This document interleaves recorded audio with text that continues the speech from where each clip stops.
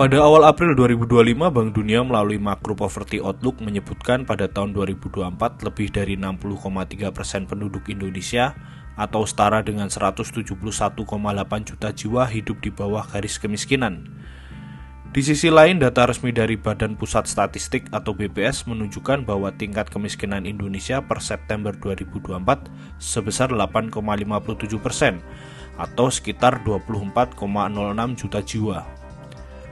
Perbedaan angka ini memang terlihat cukup besar, namun perlu dipahami secara bijak bahwa keduanya tidak saling bertentangan. Perbedaan muncul disebabkan adanya perbedaan standar garis kemiskinan yang digunakan dan untuk tujuan yang berbeda.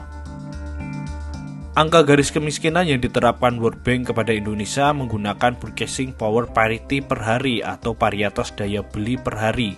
Ini adalah cara untuk mengukur dan membandingkan nilai uang antar negara dengan mempertimbangkan perbedaan harga barang dan jasa di masing-masing negara.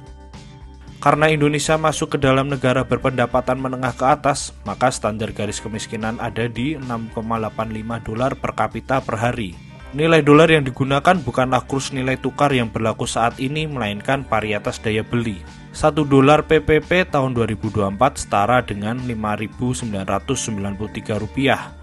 Atas dasar ini, PPP Indonesia yang dihitung Bank Dunia pada 2024 tersebut setara dengan Rp41.093 per kapita per hari.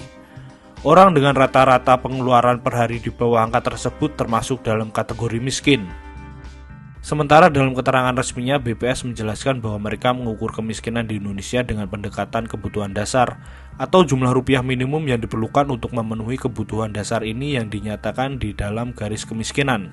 Garis kemiskinan dihitung berdasarkan pengeluaran minimum untuk memenuhi kebutuhan dasar makanan dan non-makanan. Komponen makanan didasarkan pada standar konsumsi minimal 2.100 kilokalori per orang per hari. Formulasinya disusun dari komoditas utama seperti beras, telur, tahu, tempe, minyak goreng, dan sayur, sesuai pola konsumsi rumah tangga Indonesia. Komponen non-makanan mencakup kebutuhan minimum untuk tempat tinggal, pendidikan, kesehatan, pakaian, dan transportasi. Perbedaan tersebut bukan karena salah satu lembaga keliru, melainkan karena perbedaan pendekatan, fokus, dan tujuan pengukuran. Data BPS lebih berguna untuk kebijakan domestik, sedangkan data World Bank cocok untuk perbandingan global. Dan jika dilihat lagi, maka garis kemiskinan BPS lebih menangkap realita kemiskinan di Indonesia, sedangkan garis kemiskinan World Bank untuk membandingkan antar negara dalam mengentaskan kemiskinan. BPS meminta masyarakat memahami bahwa kedua data tersebut tidak bertentangan, melainkan memiliki tujuan dan konteks yang berbeda. Dengan memahami konsep garis kemiskinan yang benar, maka kemiskinan tidak dapat diterjemahkan sebagai pendapatan per orang.